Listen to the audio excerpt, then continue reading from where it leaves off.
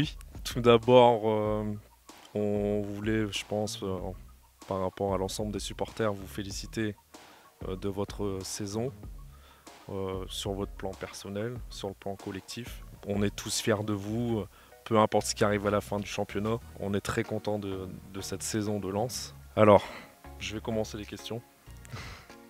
À titre personnel, tu fais une saison de plus de très haut niveau. Comment tu l'expliques? Déjà, te remercier de tout ce que tu viens de dire. Et après, à titre personnel, c'est une bonne saison. C'est ce que je fais depuis quelques années maintenant, mais c'est pas anodin, c'est beaucoup de travail. Y a-t-il vraiment un gros écart entre la Ligue 2 et la Ligue 1? La Ligue 2, c'est plus dans le combat, c'est usant. C'est usant mentalement, la Ligue 2. Après, c'est pas une question d'écart, c'est pas une question de niveau. C'est une question de difficulté mentale à tout le temps performer, entre guillemets. Et c'est ce qu'arrivent à faire les grandes équipes dans les grands championnats, entre guillemets, de la Ligue des Champions, à tout le temps être au très très haut niveau. Après, c'est vrai que sur cette année, les gens nous disent plus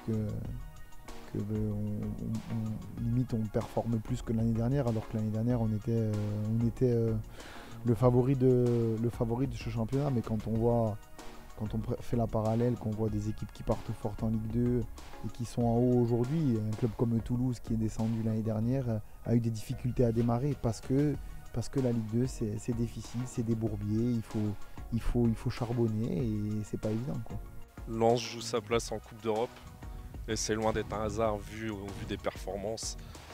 C'est quoi les qualités, les défauts et surtout les secrets de cette équipe? Mon père me disait souvent ça quand c'était mon entraîneur: avant de faire les choses, il faut être une équipe de potes. Tu vois, là, l'entraînement est fini peut-être depuis 1 heure et demie, et puis toutes les voitures sont encore sur le parking parce que ça joue aux cartes, parce que ça fait des soins, parce que ça travaille en muscu. Et on en prend plaisir à être ensemble. Mais aujourd'hui, il faut mettre en valeur le travail de Arnaud Pouille, il faut mettre en valeur le travail de Florent Ghisolfi, il faut mettre en valeur le travail du coach et de son staff. Donc c'est toute cette harmonie-là qui fait que ça ressurgit sur l'équipe. Donc, et puis après, la chose importante, c'est que je pense que quand le club a fait son recrutement avec, comme je disais, Arnaud Pouille ou Florent Ghisolfi ou le coach, avant tout, ce sont des gens qui ne se sont pas trompés sur les hommes. Et ça fait beaucoup de choses. Un mot sur le coach. J'ai pas peur de dire qu'il fait partie des meilleurs entraîneurs que j'ai eus. En étant en interne au club et en voyant jouer la réserve, on savait que le coach était quelqu'un qui connaissait le football, quelqu'un qui arrivait à transmettre. Parce que c'est deux choses différentes, de bien connaître le foot et de transmettre, c'est deux choses différentes. C'est quelqu'un de très juste, c'est quelqu'un qui connaît très très bien son métier, très très bien le football. C'est quelqu'un qui est entraîneur depuis plus de 20 ans peut-être. Donc peut-être aux yeux du grand public, les gens se demandaient et avaient un doute, mais nous, quand il est arrivé, en l'ayant côtoyé à l'intérieur du club et tout, on n'avait pas de doute sur le coach. Quel est ton rôle dans le vestiaire? Les gens pensent qu'en étant cadre, entre guillemets, on parle tout le temps, ou on est un peu style le père Fouettard.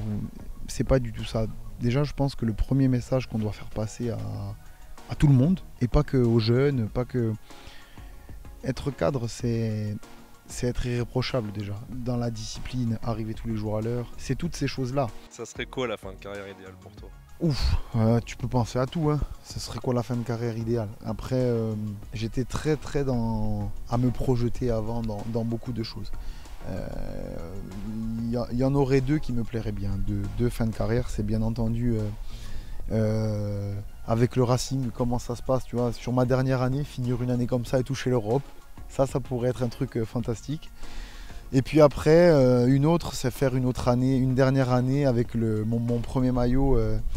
Mon premier maillot que j'ai connu, c'est celui du Sporting. Mais je me projette pas sur ça, mais une des deux, si tu me dis une des deux, je vais bien. Parce que je finis avec le Racing, on fait la Coupe d'Europe, tu vois.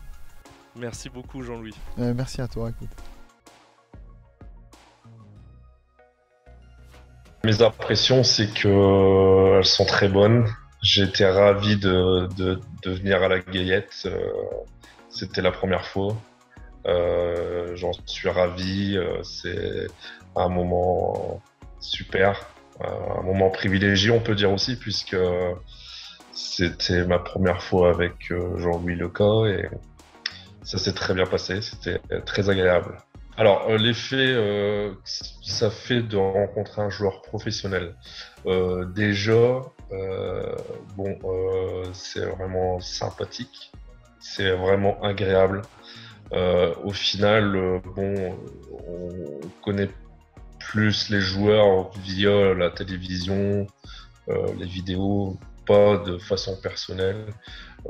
C'était vraiment très très sympa. Jean-Louis Leca, vraiment très sympa. C'est quelqu'un qui est vraiment passionné de football.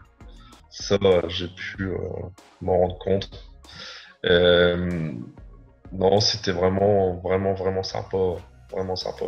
Je remercie donc tout le monde, le Racing Club de Lens, Free Ligue 1. Et merci beaucoup à Jean-Louis pour ce super cadeau. Je vais les garder précieusement chez moi.